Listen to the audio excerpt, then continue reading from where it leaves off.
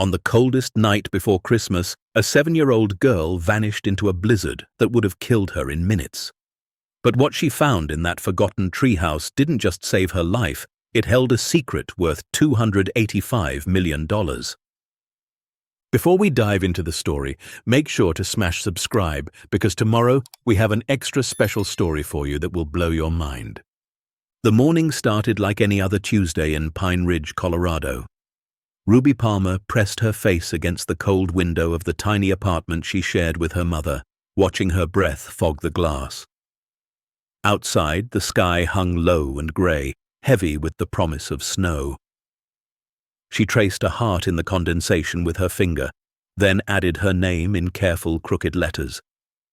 She was 7 years old, small for her age, with dark hair that her mother Sarah always said looked like silk when it caught the light. But there wasn't much light these days. Not in December. Not in their lives. Sarah emerged from the bathroom, already dressed in her uniform from the diner. The fabric was worn thin at the elbows, and there was a coffee stain near the hem that wouldn't come out no matter how many times she scrubbed it. She was 29 but looked older. The kind of tired that sleep couldn't fix had settled into the lines around her eyes and the way her shoulders curved forward like she was always bracing for the next blow. "Baby, you ready for school?" Sarah asked, her voice soft despite the exhaustion. Ruby nodded, grabbing her backpack from the floor.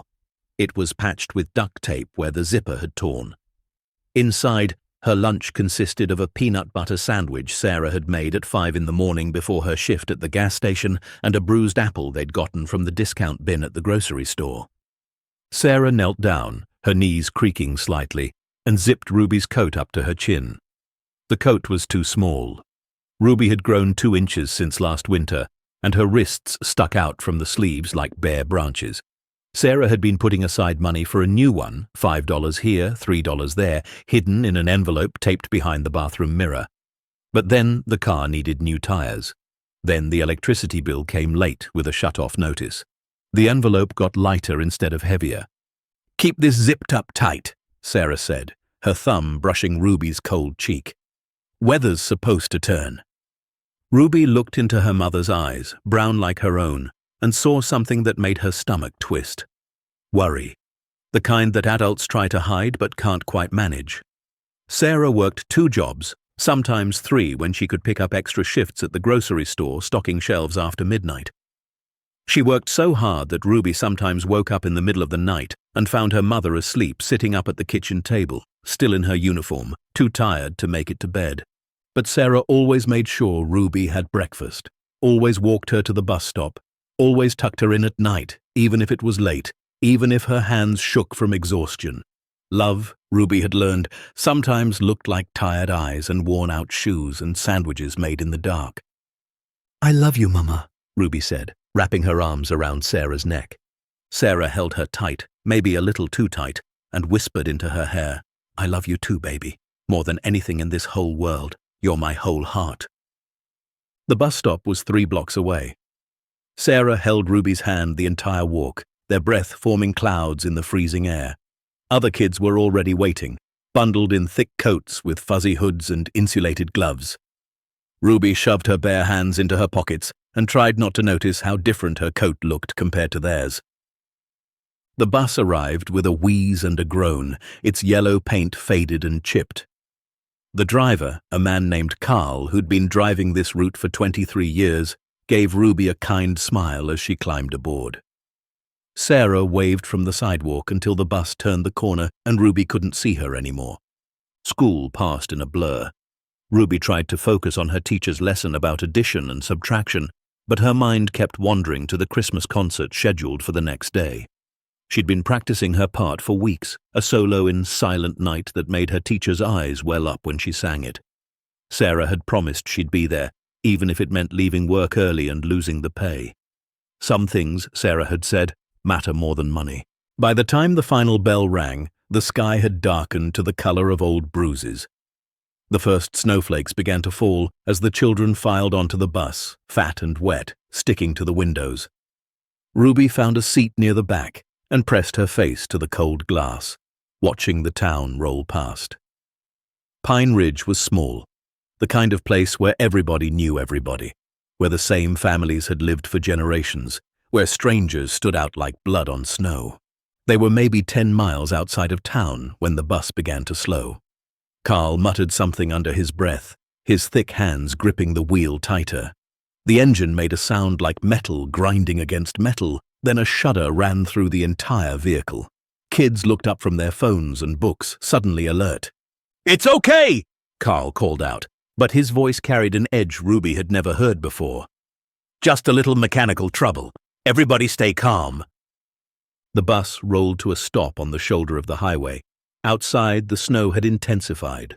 What had been gentle flakes were now coming down in sheets, driven sideways by wind that made the bus rock gently on its wheels.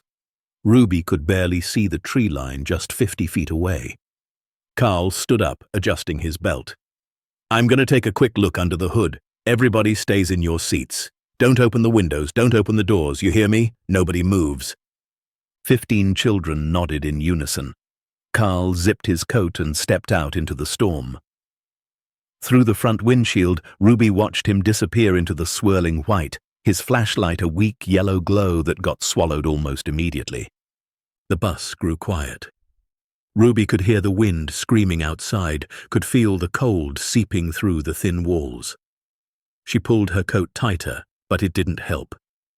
Next to her, a boy named Michael started crying softly. He was only 5 in kindergarten, and his sister was supposed to pick him up, but she wasn't on this bus.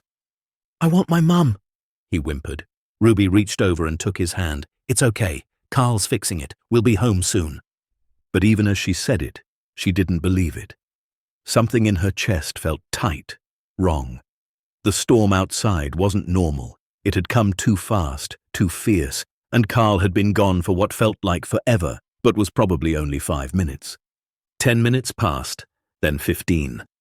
The bus grew colder. Ruby's breath came out in visible puffs. Some of the older kids started getting restless, standing up, looking out the windows, their voices rising with each passing minute. "Where is he? Why isn't he back? I'm cold. I want to go home."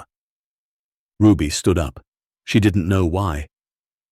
Something pulled her toward the front of the bus, toward the door Carl had left through. She could see his footprints in the snow, already half filled, leading toward the front of the bus where the hood was raised. She shouldn't. She knew she shouldn't. Carl had been clear. But fear did strange things to children. It made them act when they should wait. It made them move when they should stay still. Ruby pushed the door lever. It opened with a hiss of compressed air. "Hey!" someone shouted behind her. "He said don't open the door!" But Ruby was already stepping down into the storm. The cold hit her like a physical blow, stealing the breath from her lungs. Snow stung her face, got into her eyes, her mouth. She couldn't see more than a few feet in front of her. The world had become nothing but white noise and freezing wind. "Carl!" she called out, but the wind ripped her voice away. She took a step toward the front of the bus, then another.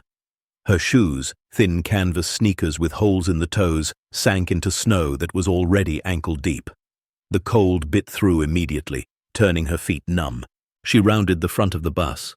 Carl was there, hunched over the engine, his flashlight wedged into the engine block.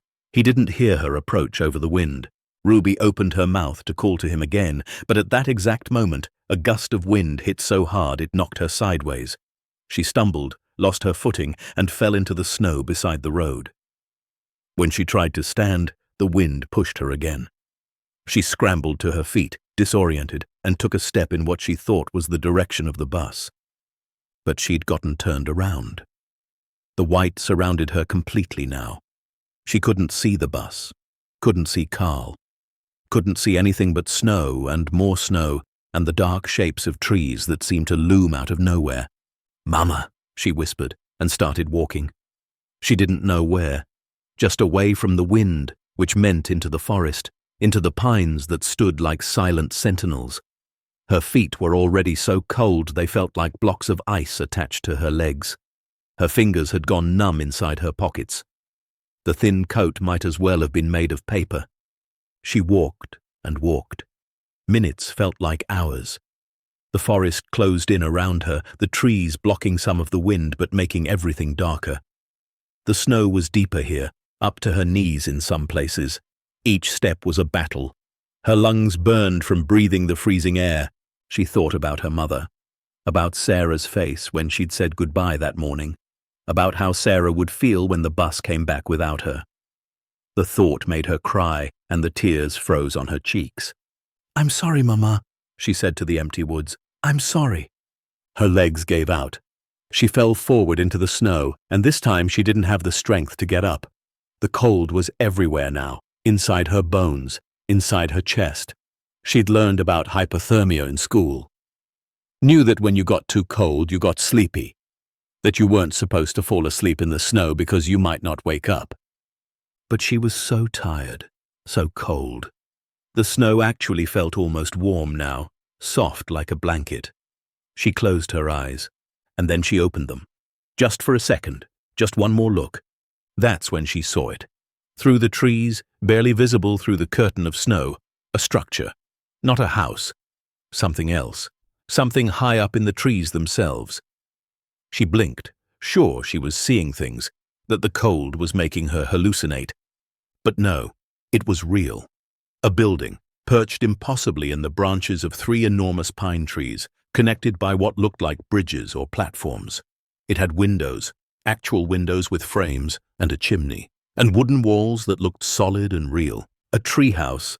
But not like any treehouse she'd ever seen. This was a mansion in the trees. This was something out of a fairy tale. Ruby found strength she didn't know she had. She crawled through the snow, then pulled herself to her feet, using a low-hanging branch. Step by step, falling twice, getting up twice, she made her way toward it. Up close, it was even more incredible. The trees it was built in were ancient, their trunks wider than her mother's car. The treehouse wrapped around them, built with such care and precision that it looked like it had grown there naturally. A rope ladder hung down from the entrance, swaying in the wind. The rungs were thick, weathered but solid. Ruby grabbed the bottom rung with hands she could barely feel. She pulled herself up. One rung, then another. Her arms shook, her fingers kept slipping. But she climbed. 3 rungs, 4, 5. At the top, there was a door, a real door with a brass handle shaped like a leaf. Ruby pushed it open and fell inside, collapsing onto a wooden floor. For a long moment, she just lay there, breathing. The wind outside was muffled here. The cold was still there, but not as sharp, not as hungry. She lifted her head and looked around. The space was bigger than she expected, maybe 12 feet by 12 feet, with a ceiling high enough for a grown-up to stand. There were windows on 3 sides, real glass windows with wooden frames, though the glass was so old it had a wavy quality to it.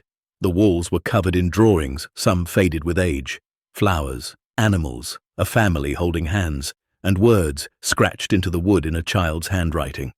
Emma's secret place, 1987. Ruby pulled herself to her feet, her legs trembling. The floor was covered with a thick rug, faded but still soft. There was furniture, real furniture, child-sized but beautifully made. A small table with 2 chairs. A shelf filled with books, their spines cracked and faded. A wooden chest in the corner, and against one wall, a small wood stove. The kind you'd see in an old cabin. Beside the stove was a neat stack of wood, split and dry. On top of the stove, a box of matches in a tin container. Ruby's hands were shaking so badly she could barely open the box. She'd seen her mother light candles before. Knew you had to be careful. She struck a match and it sputtered out. She tried again. This time, it caught. She opened the small door of the stove and saw kindling already laid inside, like someone had prepared it and just never lit it. She touched the match to the kindling. It caught immediately, flames licking up hungrily. She added a small piece of wood, then another. Within minutes, heat began to radiate from the cast iron. Ruby stood as close as she dared, holding her frozen hands toward the warmth. It hurt. The feeling coming back into her fingers and toes hurt worse than anything she'd ever felt. She cried from the pain of it, but she didn't move away from the stove. Slowly, agonizingly, The warmth spread through her body. Her teeth stopped chattering. Her shaking slowed. When she could finally move her fingers properly again, she began to explore. The books on the shelf were old. Nancy Drew mysteries, Beverly Cleary novels, a worn copy of The Secret Garden. Ruby pulled one down and opened it. On the inside cover, written in blue ink, was a name, Emma Wellington. The wooden chest was unlocked. Inside, Ruby found treasures. A doll with real hair and eyes that closed when you laid her down. A tea set, tiny and delicate. A jump rope, a collection of smooth river stones. And at the bottom, wrapped in cloth, a photo album. Ruby carried it to the table and sat in one of the small chairs. The album's pages crackled when she opened them. The photos were old, the colors slightly faded, but the images were clear. A family. A mother and father and a little girl, maybe Ruby's age, maybe a little older. They stood in front of a mansion, the kind Ruby had only seen in movies. The little girl wore a white dress with lace at the collar. She was smiling, but her eyes looked sad. More photos. The girl on a horse. The girl opening Christmas presents. The girl sitting in this very treehouse, holding the same doll Ruby had just seen in the chest. And on the last page, a photo that made Ruby's heart hurt. The whole family all dressed up, standing together. Someone had written beneath it in silver pen, Wellington family, Christmas 1986. Ruby ran her finger over the little girl's face. Emma. This had been her place, her secret place, and for reasons Ruby couldn't understand, she felt a connection to this girl from decades ago, a girl who'd had a mansion and horses and probably never worried about whether there was money for a new coat, but a girl who had the same sadness in her eyes that Ruby sometimes saw in the mirror. The storm continued to rage outside. Ruby found blankets in another chest, thick wool blankets that smelled like cedar and thyme.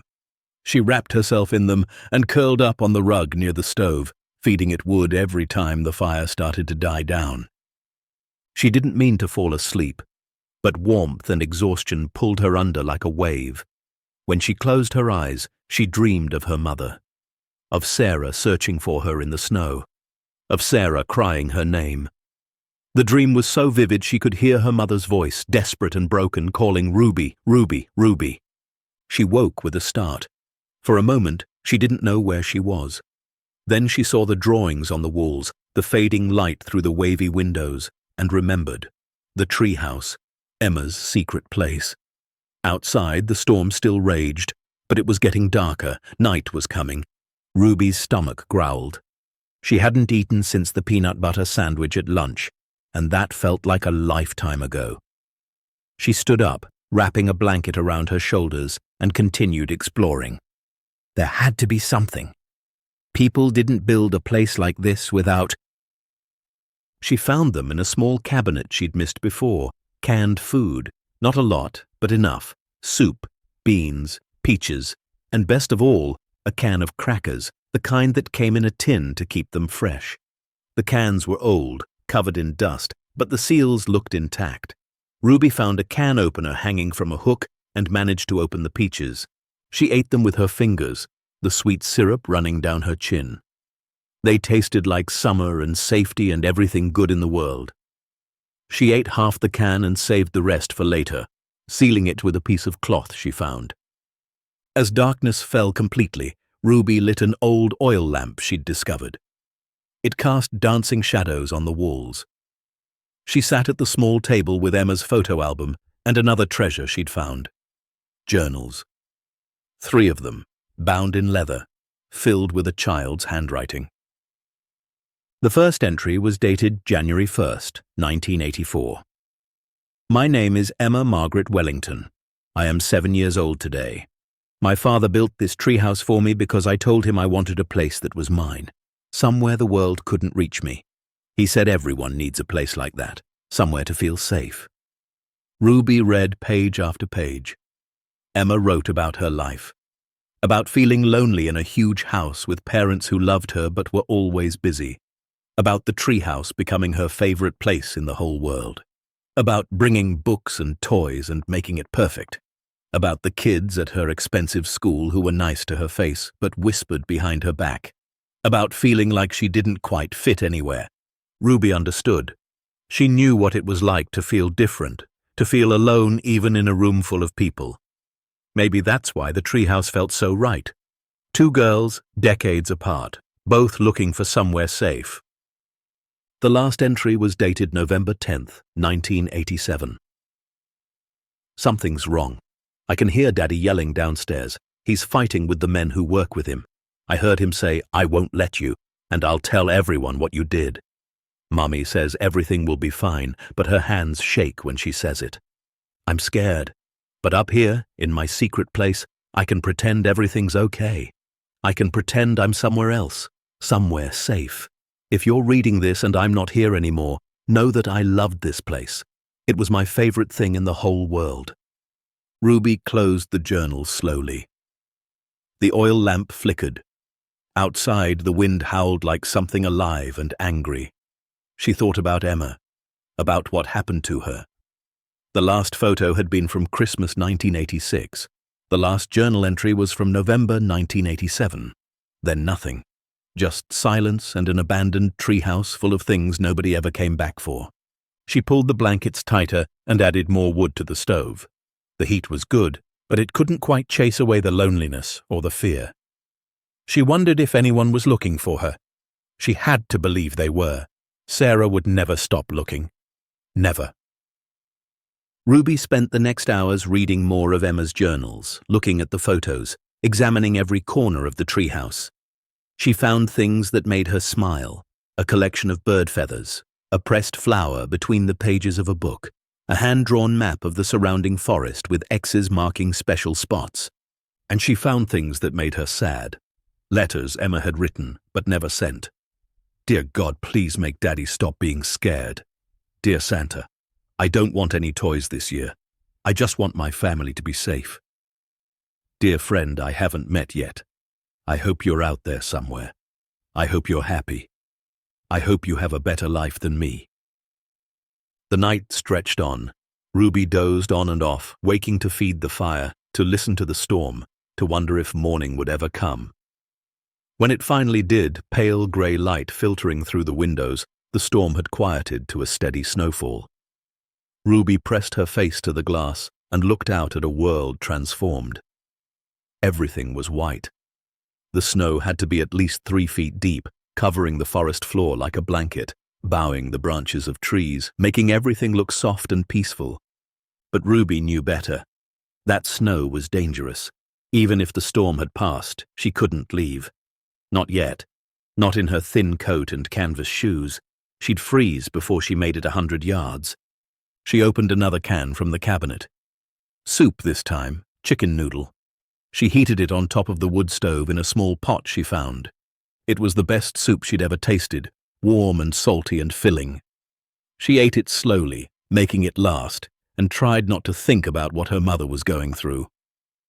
What happens next will turn this night upside down, reveal a truth nobody expected, and remind us why sometimes the quietest voices carry the most power. Stay tuned to see what happens next. If you're enjoying the story, please like, share, and subscribe for more. In a cramped hotel room in Pine Ridge, Sarah Palmer sat on the edge of a bed that wasn't hers, staring at a phone that wouldn't ring. She hadn't slept, hadn't eaten. Her eyes were red and swollen from crying, and her hands shook every time she tried to hold the coffee the police had brought her. Ruby was missing. Her baby was out there somewhere in the worst blizzard Colorado had seen in 20 years, and nobody could find her. The bus had made it back to town hours after Ruby disappeared. Carl had finally given up trying to fix it and called for another bus.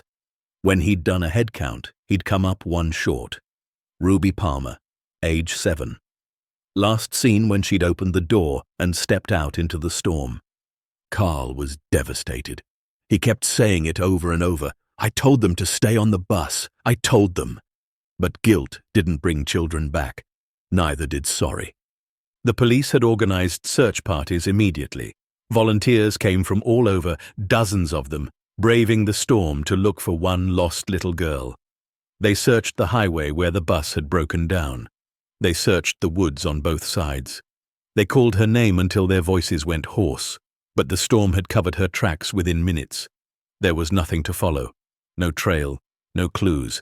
Just a 7-year-old girl in a thin coat somewhere in miles and miles of frozen forest. As the hours turned into a day, and the day into a night, and that night into another dawn, the search coordinators started using different words. Words like difficult and unlikely and prepare yourself. They didn't say the word they were all thinking. Dead. They didn't say it, but Sarah heard it anyway in the spaces between their carefully chosen phrases. She refused to believe it. Couldn't believe it. Ruby was smart. Ruby was strong. Ruby knew to find shelter, to stay warm, to survive. Sarah had taught her that, had taught her everything. How to tie her shoes and cross the street, and what to do if she ever got lost. Find a safe place, Sarah had always said, and wait for me. I will always find you. But how could she find Ruby when the forest had swallowed her completely? When the snow had erased every trace? Sheriff Tom Brennan sat down beside Sarah. He was 56 years old and had lived in Pine Ridge his entire life. He'd seen missing children before. Most of them came home. Some didn't. He hated this part of the job more than anything. "Sarah," he said gently, "the weather's clearing. We're getting choppers in the air as soon as it's safe. We're expanding the search grid. We're not giving up." Sarah looked at him with eyes that had gone somewhere far away. "She's scared," she whispered. "She's so scared, and she's cold, and she's calling for me, and I can't hear her." "We're going to find her," Tom said, but even he could hear the doubt in his own voice. In the treehouse, Ruby had lost track of time. She thought it was the second day, but she wasn't sure. The storm had finally stopped completely. Weak sunlight filtered through the windows, making the snow outside sparkle like diamonds. It was beautiful and terrible at the same time. She'd explored every inch of the treehouse now, had read all of Emma's journals cover to cover, had memorized the faces in the photos, had wrapped herself in the same blankets Emma must have used, had played with the same toys, had sat in the same chair and looked out the same windows, and in doing all of that, she'd started to notice things. Details. Emma had been scared in those last entries, scared of something specific. The men her father worked with, the arguments, the feeling that something bad was coming. And then the journals just stopped, just ended mid-thought, mid-fear, mid-life. Ruby walked the perimeter of the treehouse, running her hand along the walls. The drawings were everywhere. Some were cheerful, flowers and sunshine and rainbows. Others were darker. Storm clouds and shadows and figures with no faces. Emma had been trying to tell someone something. But who? And what? That's when Ruby noticed it. She'd walked past it a dozen times without seeing it, but now in the clear light of the afternoon sun, it was obvious. The rug in the corner, the thick wool one near the wooden chest, didn't quite lay flat. There was a bump underneath, a ridge that didn't make sense. Ruby knelt down and pulled the rug back. The floorboards beneath were different from the rest. Newer, or at least installed differently. And there, almost invisible unless you knew to look for it, was a seam. A perfect square cut into the floor. And in one corner, a small brass ring, flush with the wood, barely big enough for a finger. Ruby's heart began to pound. She hooked her finger through the ring and pulled. The trapdoor lifted easily, silently, like it had been opened many times before. And beneath it, descending into darkness, was a ladder. Ruby stared down into the black space below.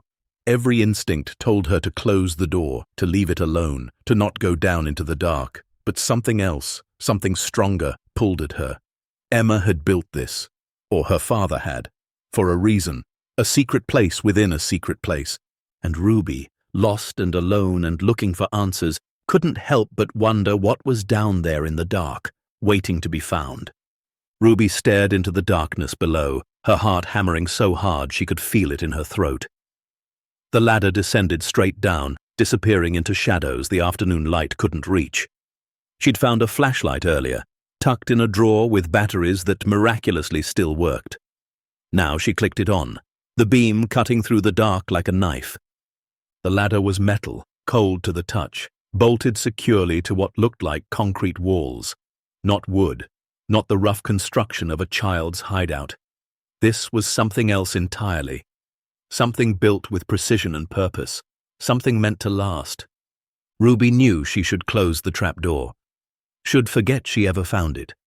Should stay in the warm treehouse and wait for rescue like a smart 7-year-old girl would do. But curiosity was a powerful thing, especially in a child who'd spent the last day and a half alone with nothing but questions and the ghost of a girl she'd never met. She tested the first rung with her foot. Solid. She took a breath, gripped the flashlight between her teeth, and started to climb down. 1 rung, 2, 3. The air grew colder as she descended, but it was a different kind of cold than the storm outside. This was the cold of deep earth, of places the sun never touched. Her hands were shaking on the metal rungs, partly from fear, partly from the temperature. After what felt like forever but was probably only 20 rungs, her feet touched solid ground. Ruby pulled the flashlight from her mouth and swept the beam around. Her breath caught. She was standing in a tunnel. Not a cave, not a hole in the ground, but a genuine tunnel with smooth concrete walls, a flat floor, and a curved ceiling high enough for a grown man to walk through without ducking. The walls were dry, painted white at some point, though the paint had yellowed with age. And, most shocking of all, there were lights. Actual electric lights mounted in fixtures along the ceiling. Dark now, but clearly installed with care. Ruby reached out and touched the wall. It was cool and slightly damp, but solid. Real. Someone had built this. Someone with money and resources and secrets worth hiding underground. She moved the flashlight beam down the length of the tunnel. It stretched ahead into darkness, straight as an arrow, leading somewhere she couldn't see. Every instinct screamed at her to go back up, but something stronger pulled her forward. Maybe it was Emma. Maybe it was the journals she'd read. The fear in those final entries, the sense that something terrible had happened and nobody had ever discovered the truth. Maybe it was just the desperate hope that at the end of this tunnel was something, anything that could help her understand. Ruby started walking. The tunnel was longer than she expected. She counted her steps to keep herself calm. 50, 75, 100. The air smelled like stone and electricity, and something else she couldn't identify. Old paper, maybe, or metal. At step 137, the tunnel ended at a door. A real door, heavy steel, painted the same yellowed white as the walls. There was a handle, industrial and solid, and next to it a panel with buttons. A keypad. Ruby's heart sank. Of course it would be locked. Of course it would need a code she didn't have. But when she tried the handle, just to see, just to know, it turned. The lock was disengaged. The door swung open with a soft hiss, like air pressure equalizing, and lights began to hum to life inside. Ruby stepped through and froze. Her flashlight fell from her hands and clattered on the floor, the sound echoing in a space much larger than she'd imagined. Because she wasn't standing in a room. She was standing in a vault. A chamber easily 30 feet by 40 feet, with a ceiling twice as high as the tunnel. And it was full. The lights continued to flicker on row by row, revealing the impossible. Metal shelving units lined the walls, each one packed with boxes, crates, and containers. Filing cabinets stood in neat rows, and in the center of the room, on special platforms, were things that made Ruby's eyes go wide, even though she didn't fully understand their value. Paintings in protective frames.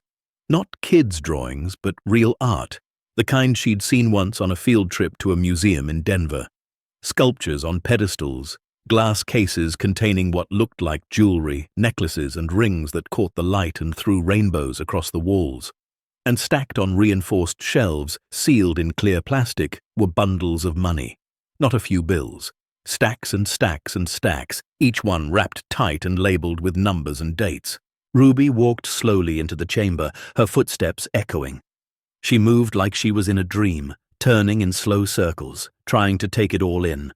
Gold bars stacked like bricks, coins in protective cases, documents in fireproof boxes. This wasn't just a hiding place. This was a treasury, a museum, a fortress of wealth hidden beneath a child's treehouse in the middle of nowhere. She approached the nearest filing cabinet and pulled open a drawer. Inside were folders, dozens of them, each one labeled and dated. She pulled one out at random. The label read, Wellington Industries Financial Records, 1984 to 1987. Inside were pages and pages of numbers, charts, things she didn't understand. But paper-clipped to the front was a handwritten note. Evidence of embezzlement by Grayson, Patterson and Locke. Total amount stolen, $43 million. Ruby's hands trembled as she put the folder back and opened another. This one contained photographs. Men in suits shaking hands. The same men arguing, captured from a distance like someone had been watching them. Documents with signatures, some circled in red ink with the word forged written beside them. Letters between people discussing things that sounded wrong even to a 7-year-old. Offshore accounts, money laundering, falsified reports. She moved to another section and found ledgers. Big books with columns of numbers written in careful handwriting. The front page of one had a title, Complete Asset Inventory and Valuation. Below it, a date. December 1st, 1987. Ruby flipped through the pages, seeing lists of things. Paintings with dollar amounts beside them. 7 million, 12 million, jewelry, gold, cash, securities. The numbers got bigger and bigger until they stopped making sense. On the final page, someone had written in bold letters, Total estimated value, $285 million. Below that, another line, Hidden until justice can be served, $285 million. Ruby couldn't even picture what that looked like. She knew a million was 1,000 thousands. She knew that was more money than most people saw in a lifetime. But 285 of them? It was impossible. It was the kind of number from fairy tales, not real life. She wandered deeper into the vault, past shelves holding what looked like rare books sealed in protective plastic, past cases of coins she didn't recognize, past technical equipment she'd never seen before. In the back corner, set apart from everything else, was a desk.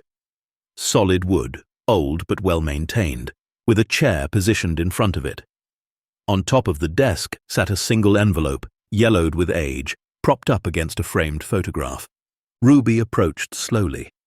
The photograph showed the same family she'd seen in Emma's album. The father, mother, and Emma, all smiling, taken in front of the treehouse. They looked happy. The father had his arm around his wife, and Emma stood between them, holding both their hands. A perfect family frozen in a perfect moment. The envelope was addressed in careful handwriting. To whoever finds this, please read. Ruby picked it up with trembling fingers. The paper was thick, expensive, the kind that lasted. She opened it carefully and pulled out several pages covered in the same handwriting. She sat in the chair, which was too big for her, her feet dangling above the floor, and began to read. My name is Marcus Wellington. If you are reading this, then I am gone, and you have discovered what I've spent the last months of my life creating. I don't know who you are. I don't know how much time has passed since I sealed this chamber, but I need you to understand what you found and why it matters. I made my fortune in real estate and construction.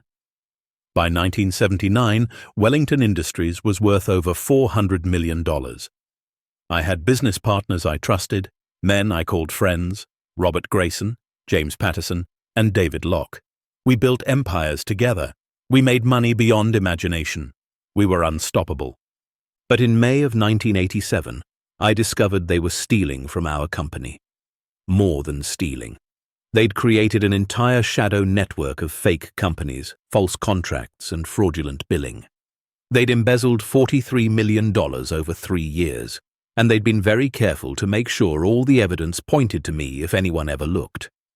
I confronted them, told them I was going to the authorities, told them I would not let them destroy what we'd built with lies and greed. They laughed, actually laughed, and then they told me to be very careful, that men like us don't go to prison, that accidents happen, that families can be fragile things. I didn't take it seriously enough. I should have. I should have grabbed my wife and daughter and run. Instead, I started gathering evidence. I worked with a private investigator. I built a case that would bury them, and I kept my family close, thinking I could protect them. On December 4th, 1987, my wife Catherine and my daughter Emma died in a car accident on Highway 27. The police called it mechanical failure. Brake lines snapped. The car went off a cliff into a ravine. They died instantly, the police said. They didn't suffer, the police said, but I knew. I knew the way you know when your heart is being torn from your chest. The private investigator I'd hired disappeared 2 days later. The evidence I'd been gathering at my office was destroyed in a convenient fire, and I received a visit from Robert Grayson, who sat in my living room and offered his condolences, who told me how sorry he was for my loss, who said that perhaps now I understood how dangerous it was to threaten powerful men. I understood. I understood I was next. I understood that if I tried to expose them through normal channels, I would end up dead too, and they would win. They would keep the money. They would keep their freedom. They would get away with murdering my family. So I did something they didn't expect. I stopped fighting. Publicly, I broke down. I sold my shares of Wellington Industries for pennies on the dollar. I liquidated every asset I owned. I converted everything to portable wealth: cash, gold, art, jewels, bearer bonds, things that couldn't be traced, things I could hide, and I hid them here, in the one place my daughter loved more than anywhere in the world.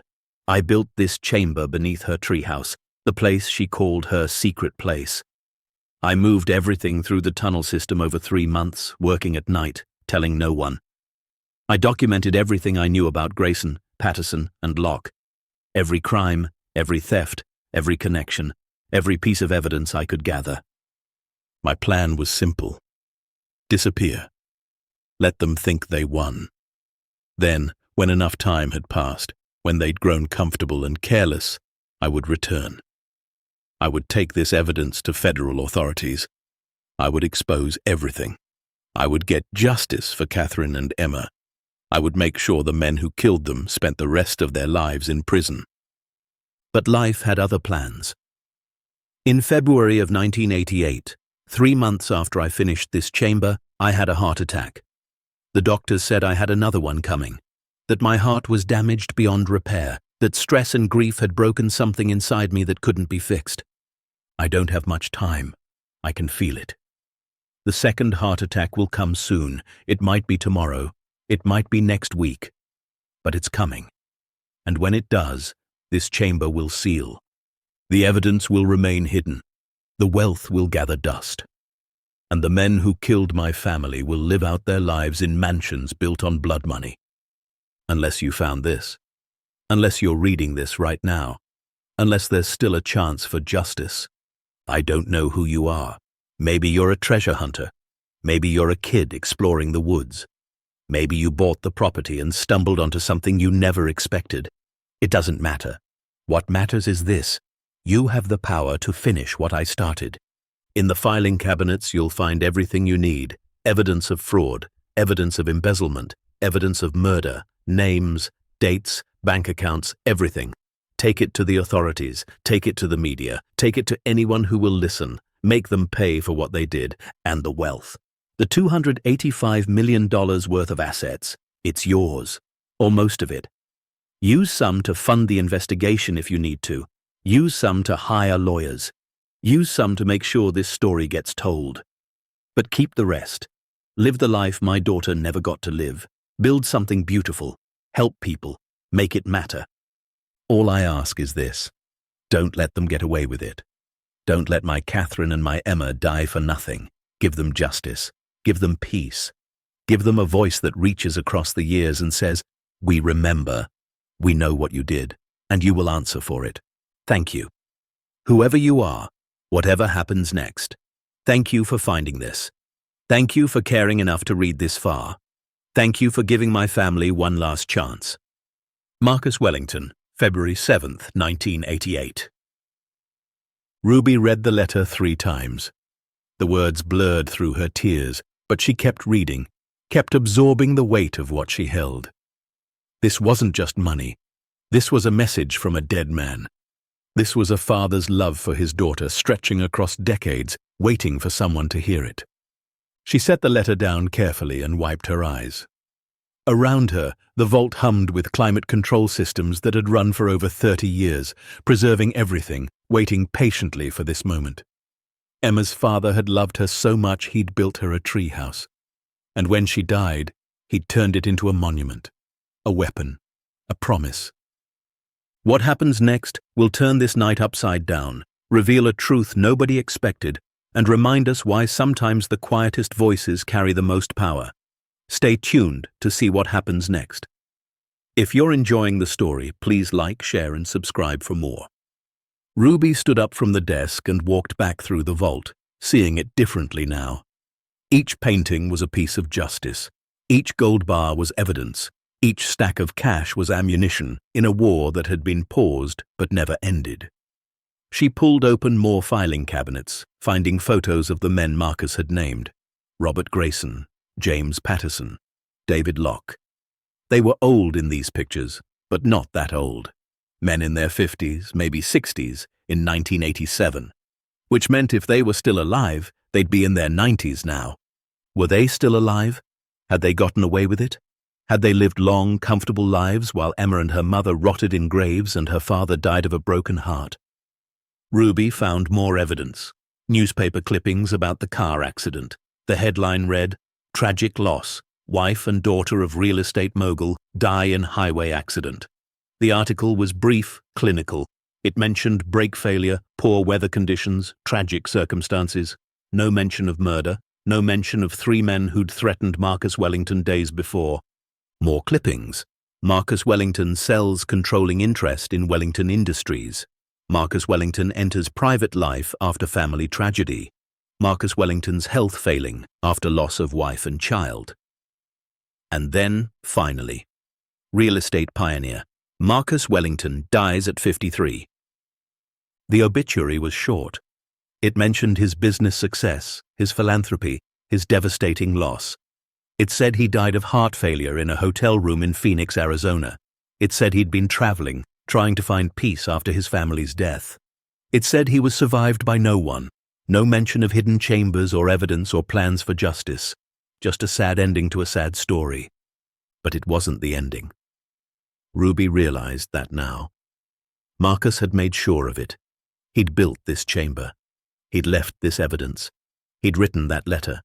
He'd created a time capsule that would wait as long as it needed to wait for the right person to find it. And somehow, impossibly, that person was a 7-year-old girl lost in a blizzard. Ruby gathered some of the documents, the ones that seemed most important. The letter from Marcus, photos of the 3 men, evidence of the fraud, newspaper clippings about the accident. She found a waterproof bag in one of the storage containers and carefully placed everything inside. She didn't take any of the money or gold. Something told her that wouldn't be right. Not yet. Not without understanding what to do with it. She made her way back through the tunnel, climbing the ladder with the bag slung over her shoulder. When she emerged back into the treehouse, the light had changed. It was later than she thought. The sun was setting, painting the snow outside in shades of pink and orange. She'd been down there for hours. Ruby spread the documents out on Emma's small table. She looked at the photos of Emma in the album, then at the photos of the men who'd killed her. She thought about Marcus, working alone in the dark, moving millions of dollars of assets through a secret tunnel, all for a daughter who would never see justice in her lifetime. She thought about Catherine, Emma's mother, dying in a car that had been sabotaged by men who cared more about money than lives. And she thought about her own mother, Sarah, who worked 2 jobs to keep a roof over their heads, who made sandwiches in the dark at 5 in the morning, who loved Ruby more than anything in the world, who was probably out there right now, searching, desperate, terrified. Ruby knew she had to get home, had to tell someone what she found, had to make sure Marcus's letter reached the right people, but it was dark now, and the forest was still buried in snow, and she was still just a 7-year-old girl in a thin coat. Tomorrow, she decided. Tomorrow, when it was light, she would try to find her way back. She would bring the documents. She would tell the story. She would make sure Emma and her mother weren't forgotten. But tonight, she would sleep in Emma's secret place one more time. She would wrap herself in Emma's blankets and read Emma's journals and feel the connection between two girls who'd both been looking for somewhere safe. Outside in Pine Ridge, the search continued. But it was different now. The volunteers were getting tired. The police were talking about recovery instead of rescue. The news crews were preparing segments about tragedy instead of triumph.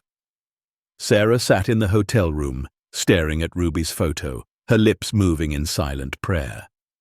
The sheriff had been kind but honest. 3 days in temperatures below zero, in a blizzard, with inadequate clothing. The chances were slim. They'd found children before in these mountains, but usually within 24 hours. After that, the cold did things to the body that even the strongest couldn't survive. But Sarah refused to believe it, refused to accept it. Ruby was alive. She had to be. A mother knows. A mother feels it in her bones, and Sarah's bones, broken and aching as they were, still hummed with the certainty that somewhere out there her daughter was breathing. In the treehouse, Ruby fell asleep with her hand resting on Marcus's letter. She dreamed of Emma. Not sad dreams, but peaceful ones. Emma showing her the forest, pointing out the birds and the secret paths, laughing the way children laugh when the world hasn't broken them yet. And in the dream, Emma whispered, "Tell them. Tell them what happened. Don't let them forget." When Ruby woke the next morning, sunlight was streaming through the windows, real sunlight, bright and warm. The storm had truly passed. The sky beyond the trees was brilliant blue, the kind of blue that hurt to look at. She stood and pressed her face to the window. The snow had stopped completely. The world outside looked like a Christmas card, perfect and pristine. She packed the documents carefully back into the waterproof bag. She added Emma's journals, thinking someone would want to read them, would want to know the girl behind the tragedy. She took one last look around the treehouse that had saved her life. At the drawings on the walls, at the toys in the chest, at the stove that had kept her warm, at Emma's secret place, 1987 carved into the wood. "Thank you," she whispered to the empty room. To Emma, to Marcus, to whatever fate or chance or miracle had led her here instead of letting her freeze in the snow. Then Ruby opened the door and began the climb down the rope ladder. The snow was deep, but the sun was already working on it, making the surface crusty and easier to navigate. She'd studied Emma's hand-drawn map of the forest. She had a general sense of which direction the town was. And she had something she'd never had before, a purpose beyond just surviving. She had a story to tell, a truth to reveal, a promise to keep.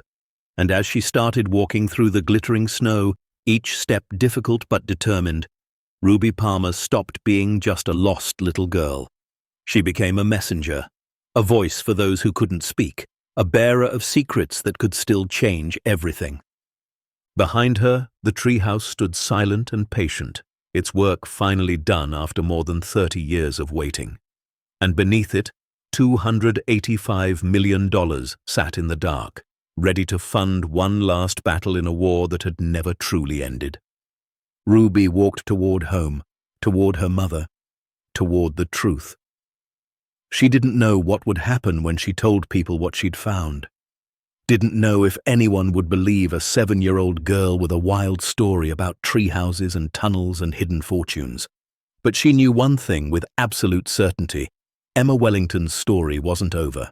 It was just beginning, and this time it would be heard. Ruby's legs burned with every step. The snow came up to her knees in some places, higher in others where the wind had piled it into drifts. She'd been walking for what felt like hours, following the path she thought led toward town, using the sun to keep her bearings. East. Home was east. At least she hoped it was. Her feet were numb again despite the extra socks she'd found in Emma's chest. The thin canvas of her sneakers was soaked through, ice crystals forming on the laces. Her hands, even tucked deep in her coat pockets, had lost most of their feeling. But she kept moving, one foot in front of the other, one step closer to her mother. The waterproof bag bounced against her back with each step, heavy with documents and journals and the weight of a 30-year-old secret. She'd tied it closed with rope she'd found in the treehouse, then slung it over her shoulders like a backpack. It wasn't comfortable, but it kept her hands free for balance as she navigated through the snow-buried forest. The sun climbed higher, and the temperature rose with it, still below freezing, but warmer than the brutal cold of the blizzard. Ruby could hear sounds now that had been swallowed by the storm. Birds calling, branches cracking under the weight of snow, the distant rush of what might be a creek. The forest was waking up, shaking off the white blanket, coming back to life. She came to a clearing and stopped to catch her breath. Her lungs ached from breathing the cold air. Her lips were cracked and bleeding. But ahead, through the trees, she saw something that made her heart leap. Smoke. Thin wisps of it rising into the blue sky. Smoke meant people. Smoke meant civilization. Smoke meant home. Ruby pushed forward with renewed energy, stumbling through the snow, her eyes locked on that precious thread of smoke. She fell twice, each time struggling back to her feet, each time forcing herself to keep going. The bag on her back seemed to grow heavier, but she didn't dare leave it behind. This was important. This mattered. Emma was counting on her. The trees began to thin. The smoke grew thicker. And then she broke through the tree line and saw it. A house. Not her house, but someone's house, with a chimney puffing smoke and a snow-covered driveway and lights in the windows. Ruby wanted to cry with relief, but her tears had frozen somewhere in the last 3 days. She stumbled toward the house, her legs barely working now, her vision starting to blur at the edges. She made it to the front porch and collapsed against the door, her frozen fist banging weakly against the wood. The door opened almost immediately. A woman stood there, middle-aged with grey hair and kind eyes that went wide with shock. "Oh my God," she breathed. "Oh my God, Harold! Harold, come here now!" Ruby tried to speak, but her mouth wouldn't form the words. She felt arms around her, felt herself being lifted, carried inside where warmth hit her like a physical force. Voices swirled around her, urgent and frightened. "It's the Palmer girl, the one who's been missing. Call 911. Call them right now. She's frozen. Look at her hands. Get blankets. Get warm water, not hot, warm." Ruby felt herself being lowered onto a couch, felt blankets being wrapped around her, felt gentle hands removing her soaked shoes and socks. The woman, whose name she'd learn later was Margaret Hayes, knelt in front of her, rubbing Ruby's hands between her own. "You're safe now, sweetheart," Margaret said, her voice cracking with emotion. "You're safe. We're calling for help. Your mama's going to be so happy." "Mama." The word cut through Ruby's fog. She tried to speak again, and this time the words came out in a croak. I found Emma." Margaret exchanged a confused look with her husband Harold. "Who's Emma, honey?" But Ruby's eyes were closing. The warmth, after 3 days of brutal cold, was pulling her under like a tide. She felt herself falling into sleep, into darkness, into dreams where Emma was smiling, and Marcus was standing beside his daughter, and everything was right with the world. In Pine Ridge, Sheriff Tom Brennan's radio crackled to life at exactly 9:47 on Christmas Eve morning. He'd been coordinating the search from the command center they'd set up at the fire station, running on coffee and determination and very little hope. "Sheriff, this is dispatch. We've got her. Ruby Palmer. She's alive." Tom's coffee cup hit the floor, ceramic shattering, brown liquid spreading across the tile. "Say that again." "She walked out of the forest on her own. The Hayes family found her at their place off Old Mill Road. Hypothermic, exhausted but alive. Ambulance is en route." Tom was already moving, grabbing his coat, shouting orders. "Get Sarah Palmer. Get her there now. And somebody call off the search teams. Tell them we found her. Tell them it's a miracle." Sarah was in the hotel room when the knock came. She'd been sitting in the same spot for hours, Ruby's favorite stuffed bear clutched to her chest, staring at nothing. When the door opened and Sheriff Brennan appeared with tears in his eyes and a smile on his face, she knew before he said a word. "She's alive, Sarah. Ruby's alive." Sarah's legs gave out. The sheriff caught her, held her up, let her sob into his shoulder as relief and joy and disbelief crashed over her in waves. "Where? How? I need to see her. I need to see my baby." Hayes Place on Old Mill Road. She walked there herself. Ambulance is taking her to Pine Ridge General. I'll drive you. The drive took 12 minutes that felt like 12 hours. Sarah couldn't sit still, couldn't stop crying, couldn't stop whispering thank you to God and the universe and whatever force had brought her daughter back from the dead. The sheriff drove fast, lights flashing, radio crackling with updates. The ambulance was already at the hospital when they arrived. Sarah burst through the emergency room doors to find Ruby on a gurney, surrounded by doctors and nurses, wrapped in thermal blankets, an IV in her small arm. But her eyes were open. Those beautiful brown eyes were open and searching, and when they found Sarah, they filled with tears. "Mama?" Ruby whispered. Sarah pushed through the medical staff, not caring who she shoved aside, and gathered her daughter into her arms. Ruby was cold, so cold, her skin like ice, but she was breathing and alive and real. Sarah held her and rocked her and sobbed into her hair. "I've got you, baby. Mama's got you. You're safe now. You're safe." "I found something, Mama," Ruby said, her voice weak but urgent. "I found Emma's secret. I found what they did." Sarah pulled back, smoothing Ruby's hair from her face. "Shh, baby. Don't worry about that now. You just rest." But Ruby's hand gripped Sarah's arm with surprising strength. "No, Mama. You have to listen. It's important. Emma needs us. She's been waiting so long." A doctor gently intervened. "Mrs. Palmer, we need to treat your daughter. She's showing signs of moderate hypothermia and possible frostbite on her toes and fingers. We'll take good care of her, but we need space to work." Sarah nodded but didn't let go of Ruby's hand.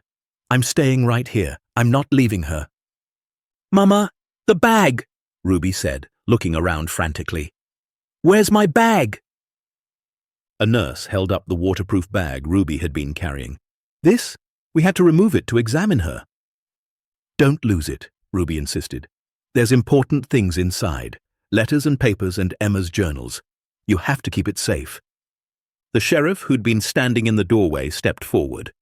"I'll take it, Ruby. I'll make sure it's safe." Over the next 2 hours, as doctors worked to warm Ruby's core temperature and treat her injuries, the story began to emerge. At first, it came in fragments. Ruby was exhausted, drifting in and out of sleep, her words jumbled by cold and trauma. But slowly, piece by piece, she told them about the treehouse, about Emma Wellington, about the tunnel and the vault and the letter from a dead man. The doctors exchanged concerned looks. Hypothermia could cause confusion, hallucinations. The sheriff listened carefully, taking notes, but his expression was skeptical. A treehouse filled with millions of dollars, a 30-year-old murder mystery? It sounded like the fever dream of a traumatized child. But Sarah believed her. She sat beside Ruby's bed, holding her hand, and she believed every word. Because Ruby wasn't confused. Her eyes were clear when she talked about Emma. Her voice was steady when she described the vault. This wasn't a dream. This was something real. When Ruby finally fell into a genuine sleep monitored by machines that beeped and hummed, Sarah turned to the sheriff. "I want to see what's in that bag." They moved to a private consultation room. Tom opened the waterproof bag carefully and began removing its contents. First came the journals, 3 of them, leather-bound and old. Then photographs, yellowed but clear. Then documents, pages and pages of typed and handwritten evidence. And finally, the letter. The one addressed to whoever finds this. Sarah read it twice. By the time she finished, her hands were shaking. "This is real," she whispered. "Tom, this is real. She found something incredible." The sheriff was reading through the documents, his face growing more serious with each page. "If this is authentic," he said slowly, "we're talking about fraud, embezzlement, possibly murder. This is way beyond my jurisdiction. This is federal." "Then call the feds," Sarah said firmly. "My daughter survived 3 days in a blizzard to bring this back. The least we can do is make sure someone listens." By evening, Ruby's condition had stabilized. The doctors said she was incredibly lucky. Minor frostbite on 3 toes and 2 fingers, but nothing that wouldn't heal. No organ damage from the hypothermia. She was young, resilient, and she'd found shelter fast enough to save her life. Another hour in that storm, and it would have been a different story. Ruby woke to find her hospital room full of people. Sarah sat beside her bed, still holding her hand.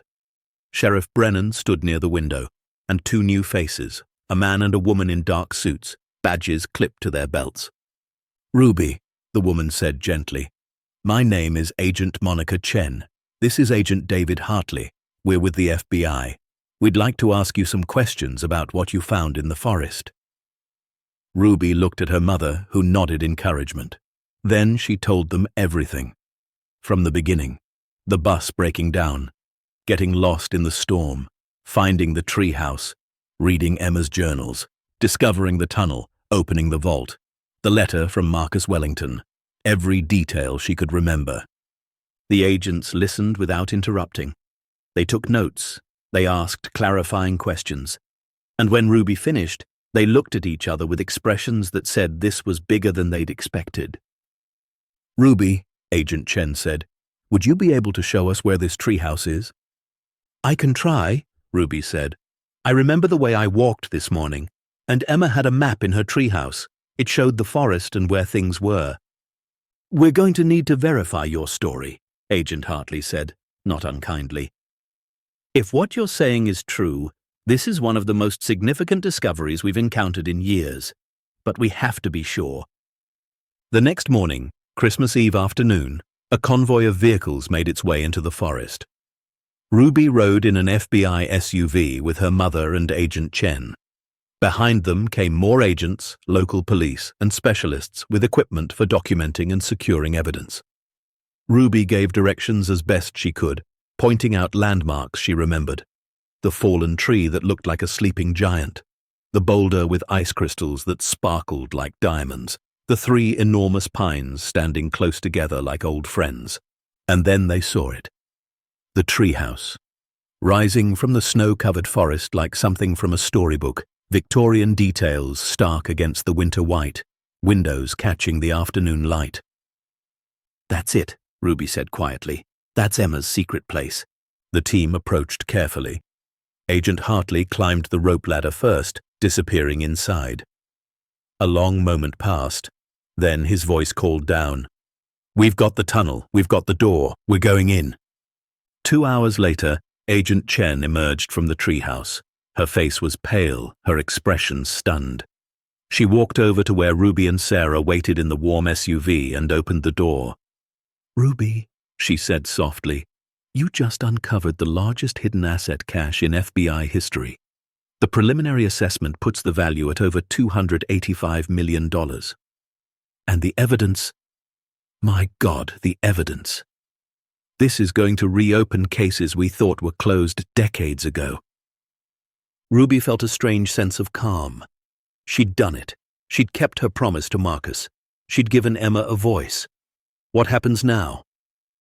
"Now," Agent Chen said, "we secure the site. We catalog everything. We build a case, and we find out if the men Marcus Wellington accused are still alive." They were. Robert Grayson was 93, living in a mansion in Santa Fe. James Patterson was 91, retired to Palm Beach. David Locke had died 5 years earlier, but his son had inherited his fortune and his law firm. All of them had lived long, comfortable lives. All of them had gotten away with it. Until now. The story broke on Christmas Day. FBI reopens 30-year-old murder case after 7-year-old girl discovers hidden evidence. The national media descended on Pine Ridge like a swarm. News vans lined the streets. Reporters camped outside the hospital, outside Sarah and Ruby's apartment, outside the Hayes family home where Ruby had first emerged from the forest. Ruby became a sensation overnight. The girl who survived, the child detective, the 7-year-old who solved a murder. But Ruby didn't care about the attention. She just wanted to go home, to sleep in her own bed, to be with her mother. The complications started almost immediately. Lawyers for Robert Grayson and James Patterson released statements calling the discovery a hoax. They claimed the evidence was planted. They said Marcus Wellington had been mentally unstable after his family's death. They threatened lawsuits against anyone who damaged their clients' reputations. Sarah received a letter on a thick, expensive letterhead.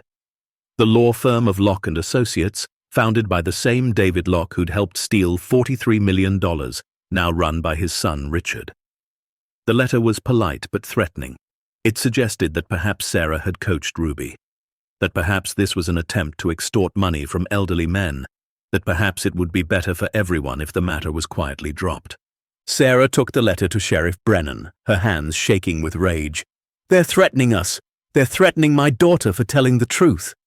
The sheriff read the letter, and his jaw tightened. "They're scared. Scared people do desperate things. We need to protect you." Help came from an unexpected source.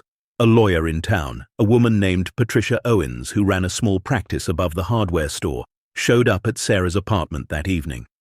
She was in her 60s, grey hair pulled back in a practical bun, eyes sharp and kind behind wire-rimmed glasses. "Mrs. Palmer," she said, "I heard about the letter you received. I'd like to represent you and Ruby, pro bono." Sarah blinked. "I can't afford a lawyer." "I know," Patricia said. "That's why I said pro bono, no charge. I'm doing this because 30 years ago, I was a junior associate at a firm in Denver. We represented Marcus Wellington in some of his real estate deals. I met him several times, met his wife Catherine, met little Emma. They were good people, and when they died, I always felt like something was wrong, like there was more to the story." She sat down at Sarah's kitchen table, the same table where Ruby used to do her homework. "Now your daughter has given us that story. And I'll be damned if I let the men who killed that family silence her. We're going to fight this, Sarah, and we're going to win." The community rallied. People in Pine Ridge had watched Sarah struggle for years, had seen her work herself to exhaustion for her daughter, had watched her show up at every school event despite working 2 jobs. And now they saw powerful men from big cities trying to intimidate her, trying to crush her, trying to make her and Ruby disappear. The diner where Sarah worked started a legal defense fund. Within a week, it had raised $30,000 from small donations. $5 here, $20 there, whatever people could spare. The hardware store put up a sign, "We stand with Ruby." The school organized a rally. Children made posters. "Ruby is a hero. Emma deserves justice. Tell the truth." Ruby watched it all from her apartment, still recovering, still processing everything that had happened. She read Emma's journals again, feeling closer to the girl with each page. She looked at the photos of Emma and her parents and felt a fierce protectiveness. These weren't just names in a story anymore. They were people. They mattered, and nobody was going to take that away. The FBI investigation moved quickly. The evidence Marcus had compiled was meticulous. Every document was verified, authenticated, proven genuine. The fraud was undeniable. The embezzlement was documented down to the penny. The connections between the car accident and the threats against Marcus were circumstantial but compelling. But the biggest breakthrough came from an unexpected source. A woman named Teresa Gonzalez, now 78, came forward after seeing the news coverage. She'd been Marcus Wellington's private investigator in 1987, the one who'd supposedly disappeared. "I didn't disappear," she told the FBI. "I was paid to disappear. After the car accident, after Marcus's office burned, I got a visit from 2 men. They gave me a briefcase full of cash, $200,000, and told me to leave town and never come back. They said if I didn't, I'd end up like Catherine and Emma Wellington. I was 32 years old with 2 kids. I took the money and I ran. I've regretted it every day since." She still had copies of her investigation files. Proof that she'd documented threats against the Wellington family. Proof that the brake line on Catherine's car had been professionally cut. Proof that David Locke had connections to the mechanic who'd worked on the car days before the accident. The case was no longer just about fraud. It was about murder. And this time, there was nowhere to hide. On January 15th, 7 weeks after Ruby stumbled out of the forest, FBI agents arrested Robert Grayson at his Santa Fe mansion. James Patterson was arrested the same day in Palm Beach. Both men, frail and elderly, were charged with conspiracy to commit murder, fraud, and racketeering. Richard Locke, David's son, was arrested for obstruction of justice and witness intimidation. The news coverage was relentless. Every detail of the case was dissected on cable news. Legal experts debated whether the evidence would hold up after so many years. But public opinion was clear. A 7-year-old girl had survived a blizzard and uncovered a decades-old murder. She'd given voice to victims who couldn't speak for themselves. She was a hero. Ruby didn't feel like a hero. She felt like a girl who missed Emma, who wished she could have known her, who wanted justice not for fame or money, but because it was right. Because Emma had written in her journal about being scared, about wanting someone to know the truth, about hoping that somewhere, someone cared. Ruby cared, and now the whole world knew it. The truth was out, the silence was broken, and 3 men who thought they'd gotten away with murder were finally, after 30 years, going to face justice. But the fight was far from over, and Ruby, small and fierce and unbreakable, was ready to see it through to the end. The trial of Robert Grayson and James Patterson began on a cold Monday morning in March. Ruby was 8 now, her birthday having passed quietly in February while lawyers prepared their case. She sat in the front row of the federal courthouse in Denver, her mother on one side, Patricia Owens on the other, and watched as 2 elderly men in expensive suits shuffled to the defense table. Robert Grayson was 93, his hands trembling with age, his face a map of wrinkles and liver spots. James Patterson was 91, slightly stronger, walking with only a cane instead of a walker. They looked like somebody's grandfathers, like men who should be at home watching game shows and eating soft foods, not like killers. But Ruby had read the evidence, had seen the documents proving what they'd done, had read Emma's journal entries about the scary men who made her daddy upset. These weren't harmless old men. They were monsters who'd just gotten old. The prosecution called their first witness. Teresa Gonzalez, the private investigator, took the stand and told her story. About being hired by Marcus Wellington, about discovering the fraud, about documenting threats, about the $200,000 in cash that made her run and hide for 30 years. Her voice shook when she described seeing news coverage of the car accident, knowing in her gut it wasn't an accident, and being too terrified to come forward. "I was a coward," she said, tears streaming down her weathered face. "Catherine and Emma Wellington died, and I said nothing. I took blood money, and I stayed silent. I have to live with that for the rest of my life." The defense attorneys, a team of 6 expensive lawyers in suits that cost more than Sarah made in 6 months, tried to tear her apart. They questioned her memory, pointed out she'd waited 30 years to come forward, suggested she was doing this for attention or money. But Teresa didn't break. She'd carried this guilt for 3 decades, and now she was finally unburdening herself. The second week brought the forensic accountants. Expert after expert took the stand to explain how they'd verified Marcus Wellington's evidence, how every document was authentic, how the embezzlement scheme had been sophisticated but traceable, how $43 million had been systematically stolen between 1984 and 1987 through a network of shell companies and false contracts. They showed charts and spreadsheets and timelines. They traced money from Wellington Industries to fake companies controlled by Grayson, Patterson, and Locke. They proved beyond any doubt that the fraud was real, extensive, and deliberate. The defense's strategy was simple. Marcus Wellington had been mentally unstable after his family's death. He'd imagined the conspiracy. He'd created elaborate fantasies to cope with grief. The evidence was fabricated by a man who'd lost touch with reality, but the prosecution had an answer for that. They called the security expert who'd analyzed the vault beneath the treehouse. He explained how the construction had been completed before Catherine and Emma died, not after.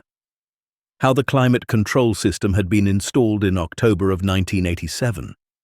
How Marcus couldn't have built this chamber as a grief-stricken response because he'd started building it before he had anything to grieve. This wasn't the work of a madman, the expert testified. This was the work of someone preparing for war. Someone who knew he was in danger and was making sure the truth would survive even if he didn't. The third week focused on the murders. A retired FBI forensic specialist testified about the car accident. New analysis of the original accident report revealed discrepancies. The brake line failure had been too clean, too precise. Modern forensics proved it had been cut with a professional tool, not worn through naturally. The mechanic who'd serviced the car 3 days before the accident was now dead, but his service records showed he'd been paid $20,000 in cash around that time. $20,000 for a routine brake check. The timeline was damning. Marcus confronts his partners about the fraud. Marcus threatens to go to the authorities. The partners threaten Marcus. Marcus hires a private investigator. The investigator documents everything. Catherine and Emma die in a brake failure accident. The investigator is paid to disappear. Marcus's office burns. Marcus liquidates everything and goes into hiding. Marcus dies of a broken heart 4 months later. Ruby listened to all of it, her small hands folded in her lap, her eyes never leaving the 2 old men at the defense table. Sometimes they looked at her. When they did, she didn't look away. She thought of Emma, scared in her treehouse, writing about the bad men. She thought of Catherine, driving down a mountain road with her daughter, not knowing her brakes had been cut. She thought of Marcus, working alone in the dark, building a vault for truth, because he knew he wouldn't live to tell it himself. On the 14th day of the trial, the prosecution called their final witness, Ruby Palmer, age 8. The courtroom fell silent as Ruby walked to the witness stand. She wore a simple blue dress Sarah had bought for the occasion, her dark hair pulled back in a neat ponytail. She looked tiny in the wooden chair, her feet dangling above the floor. The judge, a woman in her 60s with kind eyes, smiled at her. "Ruby," the prosecutor said gently, "can you tell the court how you found the treehouse?" Ruby took a breath and told her story. Not about the money or the evidence. She talked about being lost and scared and cold, about thinking she was going to die, about seeing the treehouse through the snow like a miracle, about climbing up and finding Emma's secret place. "Tell us about Emma," the prosecutor said. Ruby's eyes filled with tears, but her voice stayed steady. She was lonely. She had everything, all the toys and books and pretty things, but she was lonely. She wrote in her journals about wanting a friend, about wanting her parents to be happy, about being scared because the bad men were making her daddy upset. She pulled out one of Emma's journals, which had been entered as evidence. In her last entry, she wrote that she was scared, that something bad was going to happen. She wrote, "If you're reading this and I'm not here anymore, know that I loved this place." She knew. Somehow she knew she wasn't going to grow up. The courtroom was absolutely silent. Several jurors were crying. Even the judge had to wipe her eyes. "Emma was 7 years old," Ruby continued. "Just like I was when I found her treehouse. She never got to be 8. She never got to grow up or fall in love or have kids or do anything. Because these men," she turned and looked directly at Grayson and Patterson, "wanted money more than they wanted to let her live." The defense attorney objected. "Your Honor, the witness is 8 years old. She can't possibly understand." "Overruled," the judge said sharply. "The witness may continue." Ruby turned back to the prosecutor. "Emma's mum drove her down that mountain not knowing someone cut the brakes. Emma was probably excited because Christmas was coming. She probably thought about presents and cookies and all the stuff kids think about. And then the brakes didn't work, and they went off the cliff and they died. And it wasn't an accident. It was murder. And these men did it." The prosecutor let that sit for a moment. Then she asked, "Ruby, when you found all that money in the vault, $285 million, what did you think?" Ruby shrugged. "I didn't really understand what that meant. I just knew it was important. I knew Emma's daddy had hidden it for a reason. I knew he wanted someone to find it and tell the truth. So that's what I did. I brought it back. Because Emma deserved to have someone care about what happened to her." The defense tried to cross-examine, but there was nothing to attack. Ruby hadn't testified about forensics or finance or fraud. She'd testified about a little girl who died scared and alone, about a father who loved his daughter enough to spend the last months of his life building a monument to truth, about justice delayed but not denied. When Ruby stepped down from the witness stand, the courtroom erupted in applause. The judge didn't stop it. She let it go on for a full minute before calling for order. The jury deliberated for 6 hours. When they returned, the verdict was unanimous. Robert Grayson, guilty on all counts. James Patterson, guilty on all counts. The courtroom erupted again, this time in cheers and tears and the sound of 3 decades of injustice finally being answered. Grayson and Patterson showed no emotion. They sat still and silent as the judge read the verdict, as their lawyers immediately filed for appeal, as federal marshals prepared to take them into custody. Richard Locke, watching from the gallery, stood and left without a word, his own trial scheduled for May. Outside the courthouse, reporters swarmed. Ruby held her mother's hand and said only one thing into the microphones. "Emma can rest now, that's all that matters." But the legal battles weren't over. Now came the question of the estate. $285 million in assets, hidden for over 30 years, with no clear heirs. Marcus Wellington's will, discovered in the vault, had been written in January of 1988, just weeks before his death. It stated that everything should be used to expose the truth and, if that succeeded, to help others. But there was a clause, handwritten and witnessed, that said, "If a child discovers this truth and brings it to light with pure intentions and brave heart, that child shall be rewarded for their courage.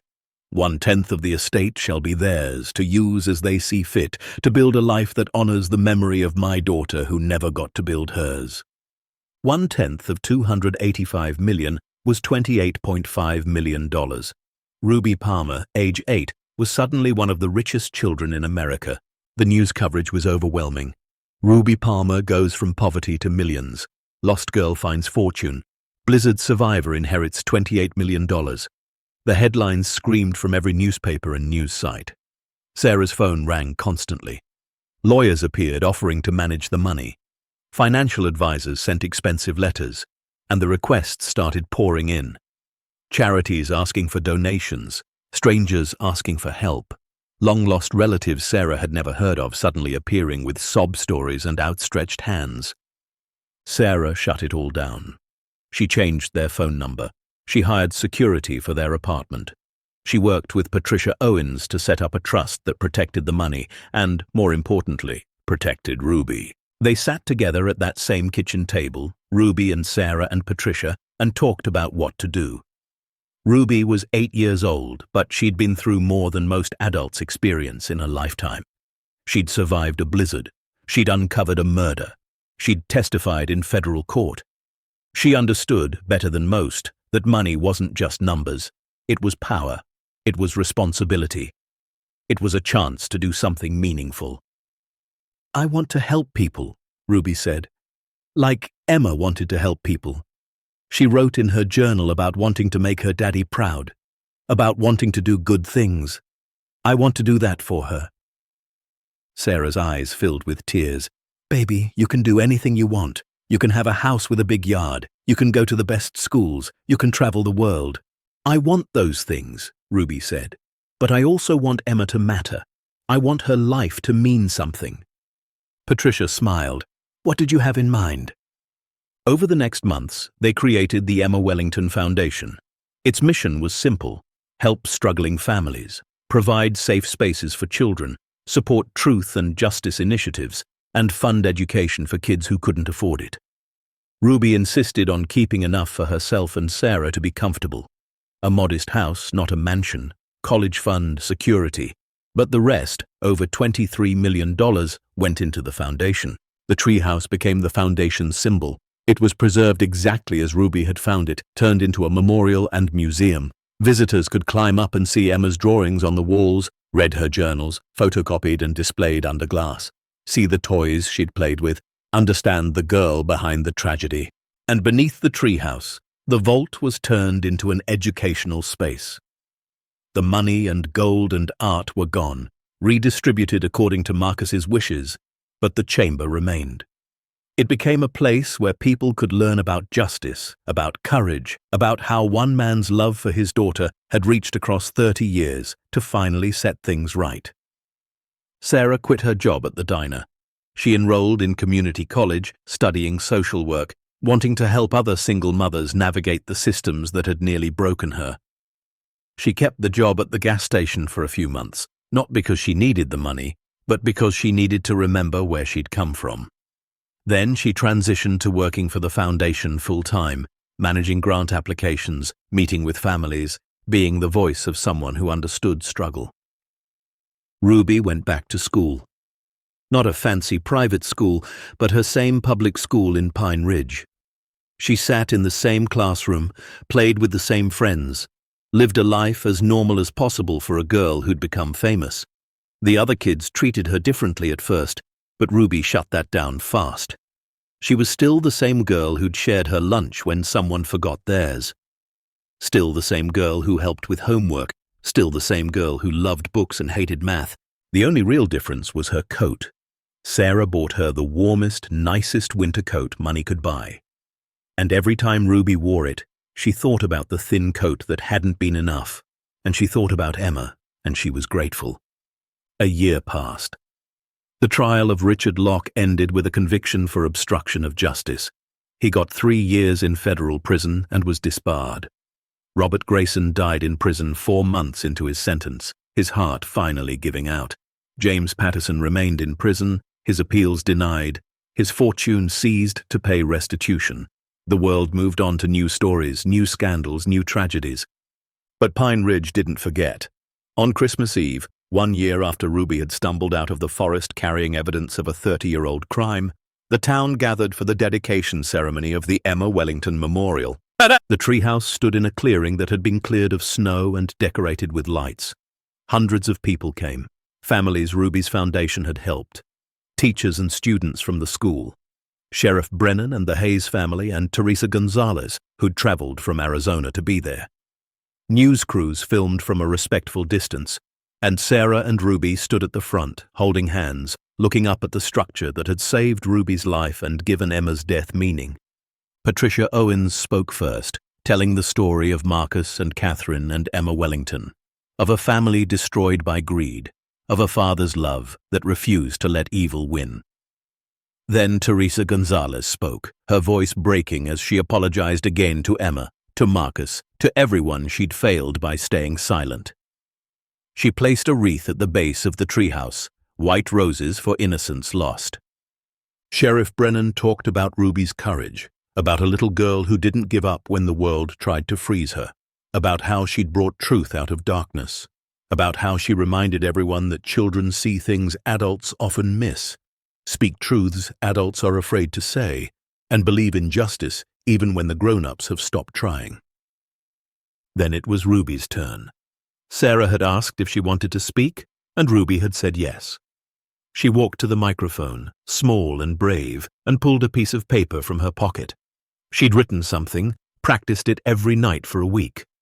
But when she looked up at the crowd, at all the faces watching her, she folded the paper back up. "I wrote a speech," she said, her voice carrying across the silent crowd.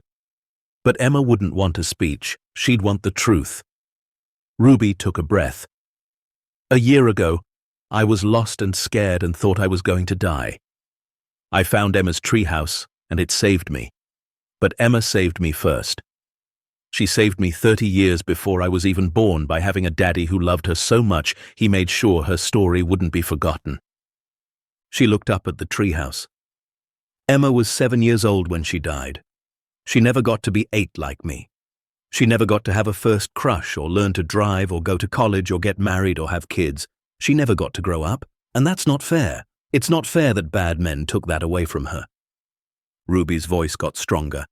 "But she's not forgotten. She's here, in this treehouse, in the foundation that has her name, in every kid we help who's struggling like my mama and I struggled. Emma wanted to make the world better. She wrote that in her journal. She wanted to help people. And now she is. Even though she's gone, she's still helping people. That's her legacy. That's what I want everyone to remember." Ruby pulled something from her other pocket. A photograph, the same one she'd found in Emma's treehouse. Emma standing with her parents, smiling that sad smile. Christmas 1986. Ruby had made copies and given them to the memorial, but she'd kept the original. "This is Emma," she said, holding up the photo. "Remember her, not as a victim, not as a tragedy. Remember her as a little girl who loved her secret place, who wanted to do good things, who deserved to grow up. She matters. Her life mattered, and I'm going to spend the rest of mine making sure people know that." The crowd was silent for a long moment. Then someone started clapping. Then another person. Then everyone. The applause rolled across the clearing like thunder, and Ruby stood there with tears running down her face, clutching Emma's photograph, feeling something she'd never felt before. Not just pride, not just accomplishment, but connection. To Emma, to Marcus, to everyone who'd ever been silenced and was finally being heard. After the ceremony, as the sun set and the lights on the treehouse began to glow, Ruby and Sarah climbed up the rope ladder one more time, just the two of them. They sat in Emma's secret place, in the same chairs where Ruby had read the journals, near the same stove that had kept her alive. "Mama," Ruby said quietly, "do you think Emma knows? Do you think she knows what happened?" Sarah pulled her daughter close. "I think she knows, baby. I think wherever she is, she knows someone cared enough to fight for her. Someone cared enough to tell her story." Ruby nodded.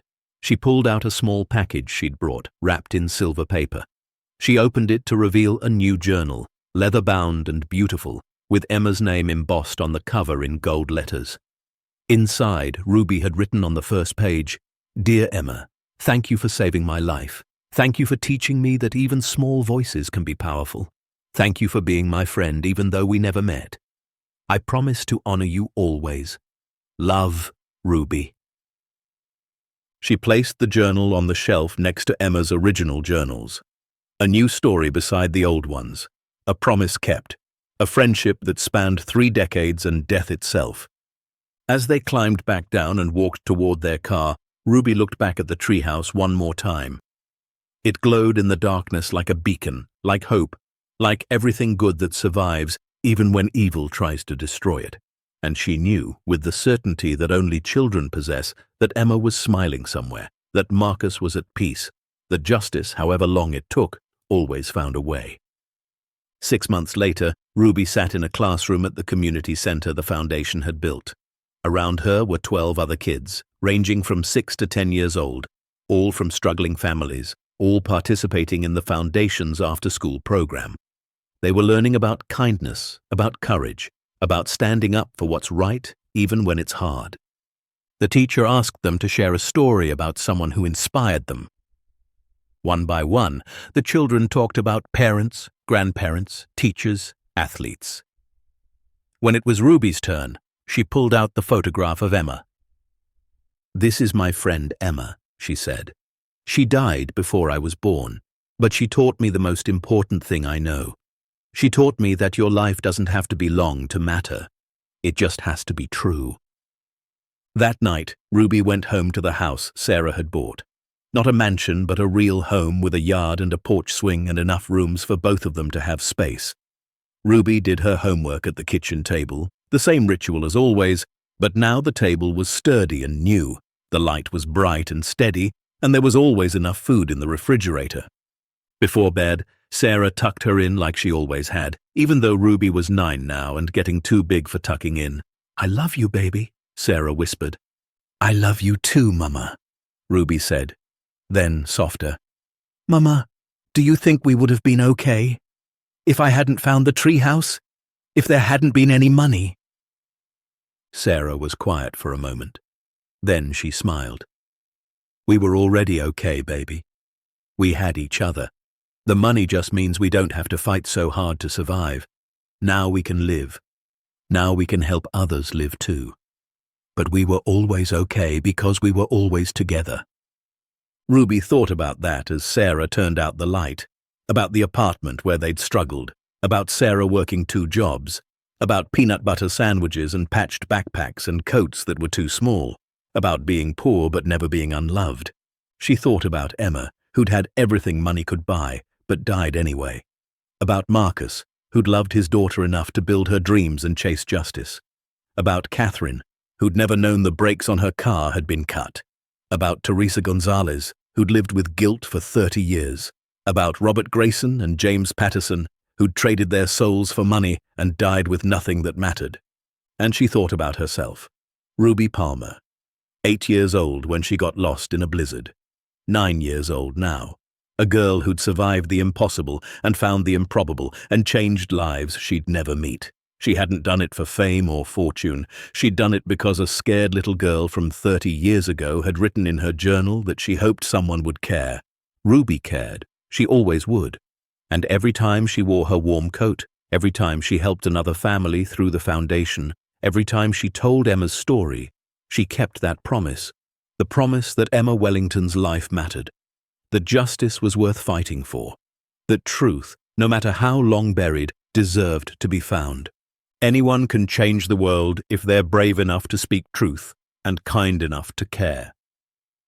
Sometimes the coldest nights lead to the warmest miracles, and sometimes the smallest voices carry the most powerful messages. Because at the end of every darkness, there's always light waiting to be discovered. You just have to be willing to keep walking until you find it. Ruby Palmer walked through a blizzard and found more than shelter. She found purpose. She found justice. She found a friend across time. She found proof that love outlasts death, that courage lives in the smallest hearts, and that even when powerful people try to bury the truth, all it takes is one person willing to dig to bring it back into the light. And she reminded us all that heroes don't always wear capes. Sometimes they wear 2 small coats and carry waterproof bags full of evidence. Sometimes they're just children who refuse to stay silent when the world needs someone to speak. For Ruby and for Emma and for everyone who believes that truth matters more than power, that justice is worth the wait, and that one voice can echo across decades to change everything, the story doesn't end here. It's just beginning. Because every time someone stands up for what's right, every time someone fights for the forgotten, every time someone says, "This matters and I won't let it be buried," they're carrying on Emma's legacy. They're honoring Ruby's courage. They're proving that the light always finds a way through the dark. The end. Up next, 2 more powerful stories are waiting for you. Click to keep discovering.